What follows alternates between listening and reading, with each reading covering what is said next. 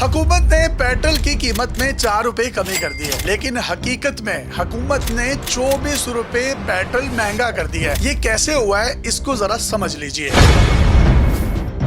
30 मई को पेट्रोल की x refinery कीमत थी 263 रुपए 95 पैसे। अब एक्स रिफाइनरी कीमत क्या होती है, इसको समझ लीजिए। जब भी खाम तेल बाहर से आता है रिफाइनरी में, तो उसमें से जब हम अपना पेट्रोल और डीजल निकाल लेते हैं और उसको एक टैंकर में लोड कर देते हैं, और टैंकर वाले को कहा जाता है कि इस पेट्रोल या डीजल को पेट्रोल पंप्स पर जाकर ऑफलोड कर दो या खाली कर दो, तो वो होती है एक्स रिफाइनरी प्राइस। इस एक्स रिफाइनरी प्राइस पर किसी भी किस्म की कोई लेवी या टैक्स वगैरह नहीं होता, जो कि पेट्रोल की एक्चुअल कीमत होती है। तो वो 30 मई को कीमत कितनी थी? 263 रुपए 95 पैसे। अब आ गया 6 जून, यानी एक हफ्ते के बाद वो एक्स रिफाइनरी कीमत 263 रुपए 95 पैसे से कम होकर हो गई 235 रुपए 37 पैसे, यानी 28 रुपए 58 पैसे की कमी हुई। होना तो ये चाहिए था, ये जो 28 रुपए 58 पैसे की कमी हुई है, हुकूमत ये 28 रुपए 58 पैसे पेट्रोल की कीमत पूरे मुल्क में कम करती और आवाम जो महंगाई में पिस रही है उनको ज्यादा से ज्यादा रिलीफ देती। लेकिन हुकूमत ने यहाँ पर एक बारीक वारदात डालते हुए सिर्फ 4 रुपए पेट्रोल की कीमत कम कर दी और बाकी जो 24 रुपए 74 पैसे थे वो लेवी की मद में बढ़ा दिए।